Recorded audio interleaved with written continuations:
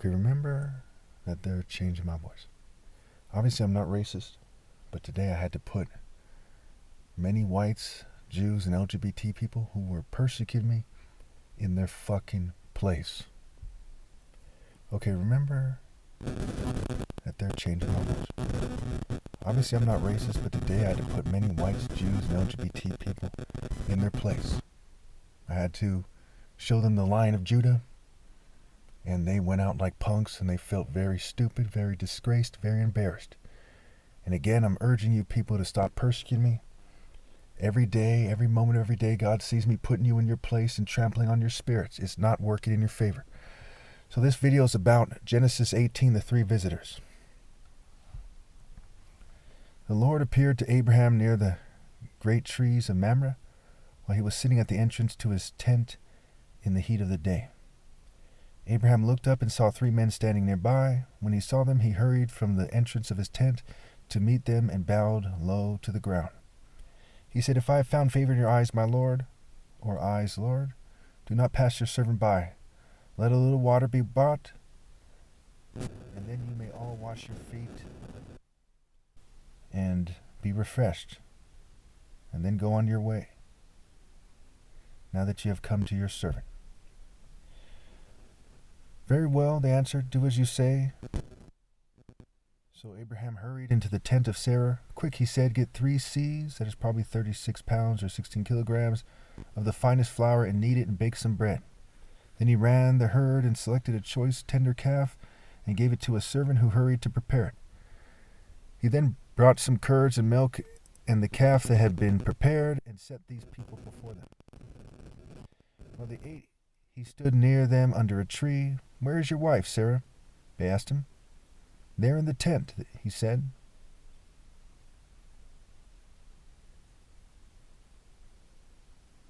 Okay, so I kind of said this wrong.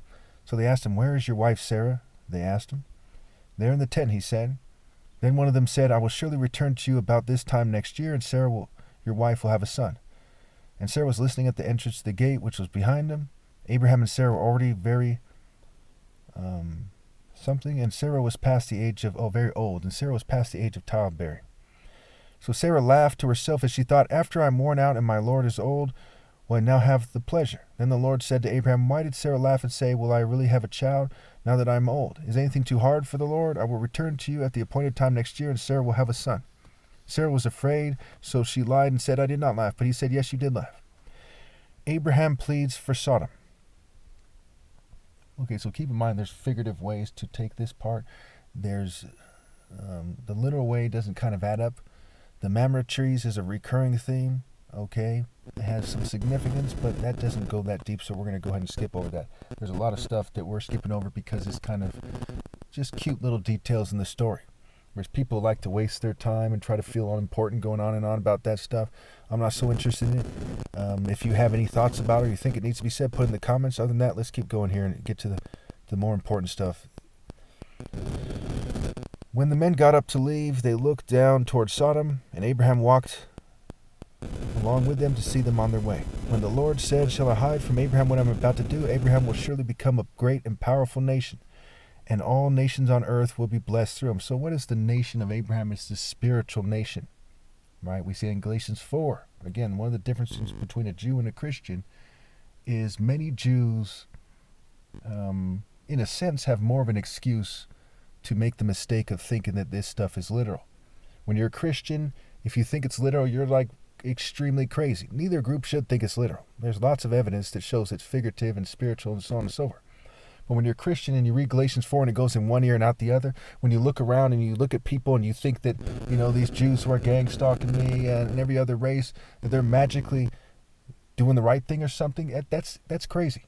Believe in propaganda from any nation on this planet, African nation, America, any nation, okay, in its sum total form is insane. And you should run, not walk, to rally to me so I can help you find reality.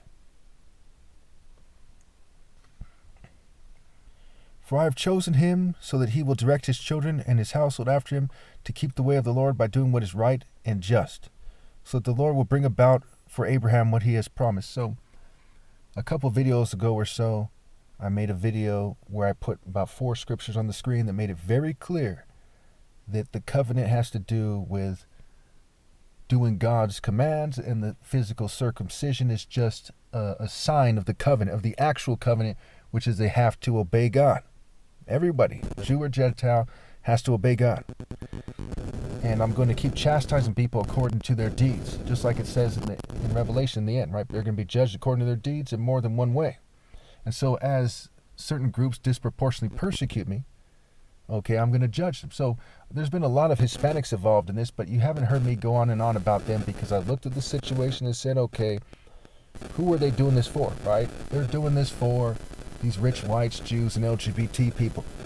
And I'm not the government or something that I would make some stupid mistake of just saying, well, let's do it by how many numbers of this, that, and the other thing. I'm doing it in terms of what is actually fair and just and right. Okay. So again, for I have chosen him so that he will direct his children and his household after him to keep the way of the Lord by doing what is right and just. So the Lord will bring about for Abraham what he has promised him. So only if you do what is right, no matter who you are. Then the Lord said, the outcry against Sodom and Gomorrah is so great and their sin is so grievous that I will go down and see if what they have done is as bad as the outcry that has reached me. Now keep in mind that Abraham's relative Lot, okay, went to Sodom, right? He went to the area of Sodom and Gomorrah. And so Sodom and Gomorrah are going to be destroyed because of what happens at Lot's house with the angels. This is very key here, because your bloodline does not mean that you're going to go to heaven or that you have some promise, that God owes you something or something. Because Lot lived among those people. Lot and his wife weren't promised anything. Okay, the people in Sodom and Gomorrah weren't promised anything. Okay, the promise only comes if you obey God. Only in that case are you promised something. So we'll see what happens to Lot's wife, in some videos in the future, maybe the next video or so. Okay, in the next chapter we'll talk about Sodom and Gomorrah and how it's destroyed. So what happens here? It's very similar to what's happening here in certain ways.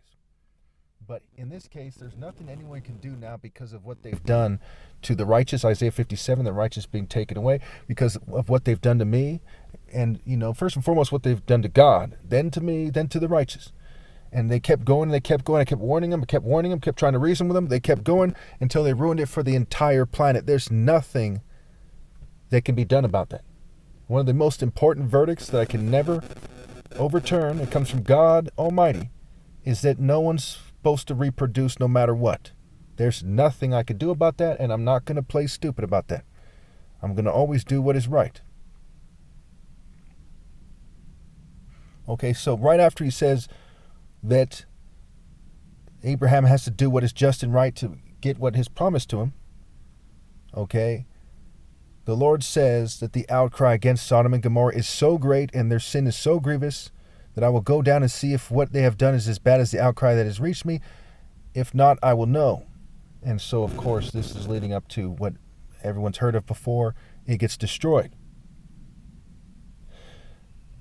The man turned away and went towards Sodom, but Abraham remained standing before the Lord. Then Abraham approached him and said, will you sweep away the righteous with the wicked? What if there are 50 righteous people in this city? Will you really sweep it away and not spare or forgive the place for the sake of the 50 righteous people in it? Far be it from you to do such a thing, to kill the righteous with the wicked, treating the righteous and the wicked alike. Far be it from you. Will not the judge of the earth do right? The Lord said, if I find 50 righteous people in the city of Sodom, I will spare the whole place for their sake. Now keep in mind, God has said to, and obviously God knows what's going on already. Right? So this is a story, right? But in this story, God is saying, well, if I find 50 righteous people, okay, then I'll spare it, right? And so when you see me say things like, in you, Capernaum, Chorazin, what have you, when I cite that part in the New Testament, and I say, Christ as a character in the story said what they were doing in this area was wrong, and therefore, so I call down judgment on the families of the people involved in this, and on Santa Clara County, California, and America, for interfering with these videos. Ironically, they did so at one of the worst possible times when I'm talking about the fate of Sodom and Gomorrah, so there's a nice, clear connection there, and the verse is really clear. None of them, I did not find 10 righteous people, it was just my parents and I. And they made it harder for me to explain. To make a long story short, we see the collective guilt being spoken of in this part of the story, as we see in the New Testament when Christ is in the character in the story, talks about Chorazin and Capernaum and how their collective guilt was so extreme and how they're going to go down to Hades. And that's what happened to Sodom, right? That the people who are, well, we'll say, to not break the rules on YouTube, which is ridiculous for me as Christ to have to worry about the rules on YouTube, right? It's stupid. I don't respect this country for that, and the people at YouTube, it's a mistake, so on and so forth. But we'll say in the story, okay, the people who are living an LGBT lifestyle are being covered by the idea of Sodom. And it's more than just them being gay. Being gay is a sin, according to the Bible, we'll say, to keep it simple. But it's the fact that they're plotting together and insisting, like we see these gays in this area, trying to force me to be that. Okay, they're insisting. They're trying to spread homosexuality in this very despicable way. They're changing the sound of my voice. They're editing my videos. They're doing all kinds of horrible things. Okay, it's that part especially is very problematic. And when I ask them, they have no explanation for why they're doing it. They're just the people doing this, at least, will say, to not break the rules on YouTube, are severely mentally ill. They are severely ill. They just try to spread homosexuality. They're and there's lots. There's so many, hundreds and thousands of these people. And they're just crazy, crazy people. Trust me when I tell you that there's a gay agenda, and it's one of the most disgusting agendas in human history. That is a fact. Whether or not you blame all the gays or some, that is a fact. You get what you've worked for. You people worked for the kind of messed up video that you got. And your offspring are damned to hell, and so are you. Right? Only individuals who obey God through me in time can go to heaven, and that's it.